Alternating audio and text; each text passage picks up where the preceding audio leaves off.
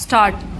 The petitioner tenant has filed the present revision petition aggrieved by the impugned order of the additional rent controller dismissing the application of the petitioner for leave to defend the eviction petition filed in the proceeding of eviction initiated by the respondent landlord.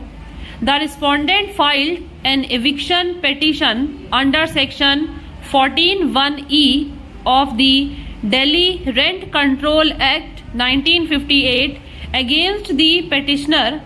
The respondent's landlord claimed to have let out initially a portion of the first floor of the property, and in 1991 further portion was let out, but both the tenancies were consolidated in 1993. The premises was stated to be let out for residential purposes, and the possession was sought on the basis that the premises were required bona fide by the respondent landlord and there was no other alternative suitable reasonable accommodation available to him. The first plea raised by learned counsel for the petitioner is that in view of the averment in the affidavit in support of leave to defend application to the effect that the premises were let out for residential commercial purposes, the leave ought to disclose facts which, if proved, would disentitle the landlord from recovering the possession. But as per the ruling of the Supreme Court, the stage of deciding the leave to contest the application was a stage of judging the plausibility of defense, and the stage of proof was later. The plea of the petitioner has thus to be considered within the aforesaid parameters. There is no doubt that there is an averment in the application for leave to defend that the premises were being used for commercial activity, but admittedly rent receipts issued from 1993 onwards clearly specify the purpose of letting as residential. Before that, the purpose of letting was not at all mentioned.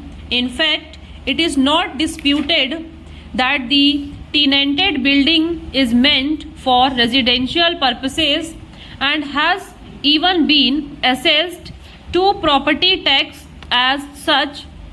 In view of all these facts, the additional rent controller found the purpose of letting to be residential.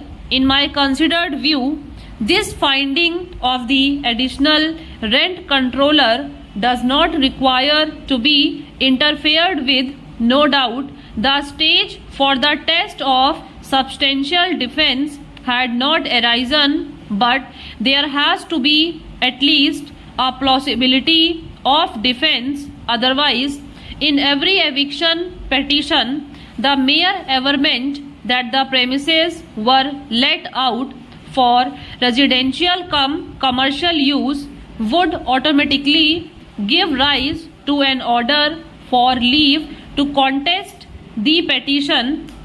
This is not what is the law laid down by the Supreme Court. The title to the property has also been set out by the respondent, which is through a registered document.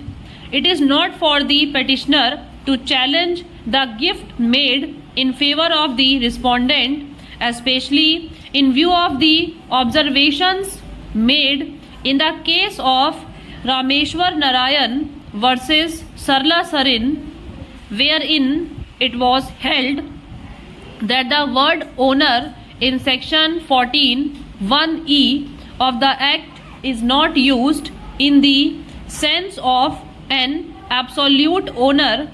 It is only used in contradiction with a landlord as defined, who is not an owner but who holds the property for the benefit of another person, learned senior counsel for the petitioner vehemently contends that there are in fact two tenancies in favor of the petitioner which commenced on different dates, and one eviction petition in respect of two tenancies is not maintainable. This objection by the petitioner was replied to by the respondent stating that these tenancies stood consolidated with mutual consent during these 7 years. There was not even a murmur of protest by the petitioner about one rent receipt being issued.